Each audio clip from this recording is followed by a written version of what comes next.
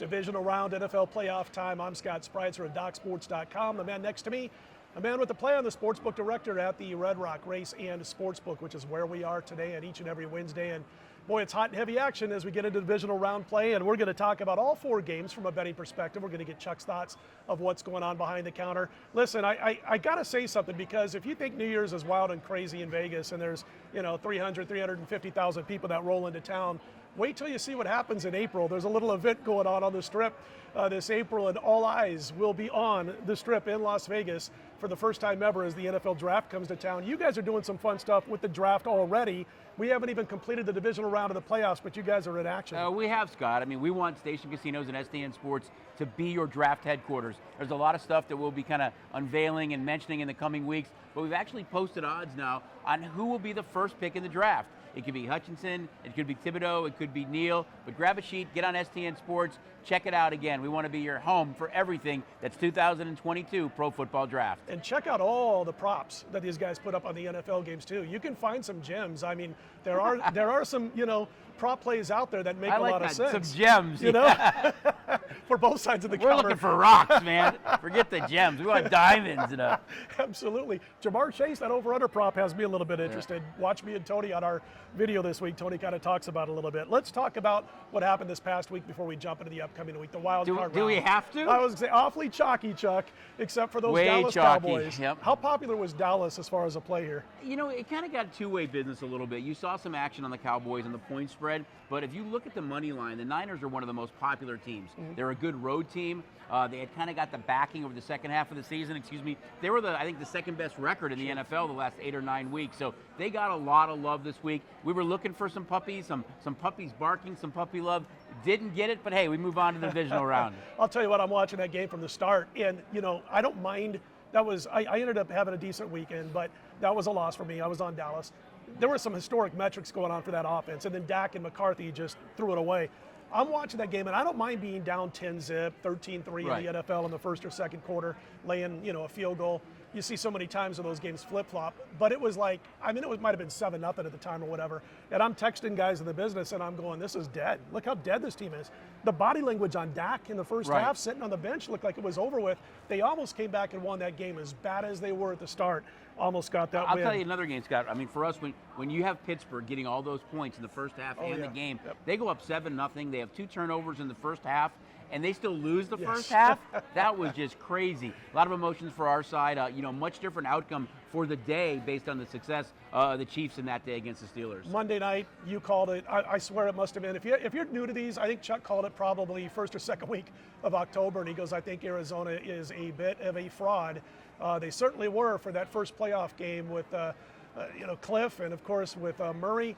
And they just looked horrible. But no Hopkins, I think, really hurt that team. Yep. Their whole MO on offense changed when DeAndre Hopkins got hurt. They just didn't look as comfortable. Murray didn't have that guy that catches everything. I think from the time that he went out, they were a totally different team. And I think that happens when you got a very young coach, NFL level, and you've got a very young quarterback at the NFL level.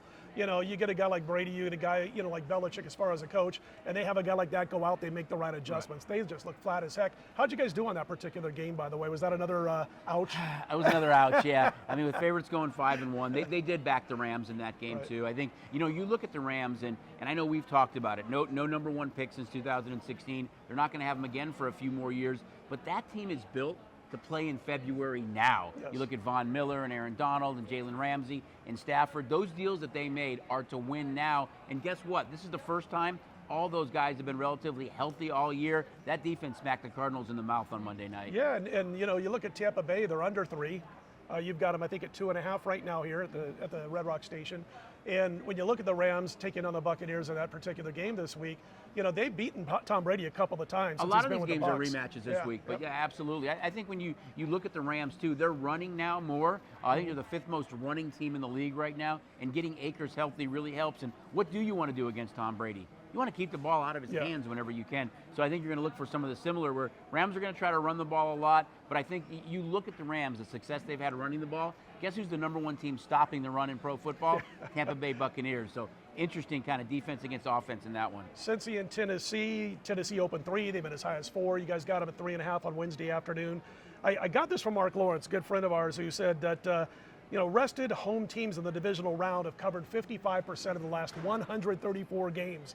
That's pretty amazing. 75% of those 134 games I'll go have you been won one up outright on that. by those teams. Vrabel, coming off a bye as coach of the Tennessee Titans, is 4-0. That's 100%. and in those 4 games, his average margin of victory, over 3 touchdowns. So how's the action been there? Because it did go 3 to 4 to 3.5. Early action was clearly on Tennessee. They pushed that number up. It looks like Henry's going to be back. He's back in contact drills right now. But then we did get some money back on the Bengals, so you see that number drop a little bit. I'm with you, though. I think that number shoots up by kickoff. Green Bay, of course, 5.5 is where you guys open it, which was a sharp one because I saw a lot of books opening in 4.5, even a couple of 4s far away from Southern Nevada. I didn't get it. Yeah, and you guys opened 5.5, only had to jump it up a half point. I know that these two teams played 2 years ago in the NFC title game in San Francisco, and San Francisco just beat Green Bay up. I know Rodgers is 0-3 against San Francisco in his career in the postseason, but Jimmy Garoppolo's banged up. He's never completed a pass and the temperature's been below 40 degrees in his career.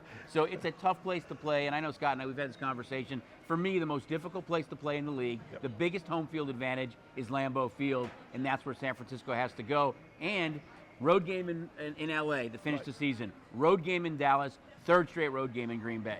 That's a good point. Those teams don't always do too well when they've been on the road a little bit too much. KC goes down to 1.5 from 2. Just checked it out before we jumped on the air. Again, it is Wednesday. KC laying 1.5 to Buffalo. Saw this one open 2.5 at a lot of shops. I was sitting there because I was thinking, boy, I think I want to come in on Buffalo.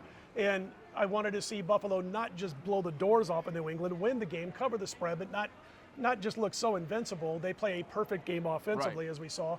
And then as far as the Chiefs, I'm like, okay, baby, come on through and blow this team out. So at least there's a little bit of value on Buffalo. I was begging, hoping, and praying for 3. I knew it wouldn't Everybody was begging and hoping and praying for 3. So you guys opened, what, 2.5, I think it was? No, we actually opened 1.5. 1.5, we were there for a long time, pushed us up to 2, but we've gone back to 1.5 right now. Hilaire is practicing, which should help Kansas City, but this Buffalo team just looks really good right now. I mean, 7 drives, 7 touchdowns in that game against the Patriots. Josh Allen's just a confident quarterback. These two teams played earlier in the season with Buffalo winning, but last year in the AFC Championship game, Kansas City was dominant. Something has to give the 3rd time, but we've seen a lot of action on Buffalo so far. He's the best, man. They come to town and open up that STN Sports app while you're in town, especially over the next couple of weeks. And everybody coming to town for the Super Bowl. It's going to be crazy. You can open it up. It Hoop takes Mania no time. right around the corner, too. Man, we're going to be talking basketball throughout March Madness here at the Red Rock. So, and again, there's nothing better than Super Bowl weekend, being able to sit for a couple of days in the book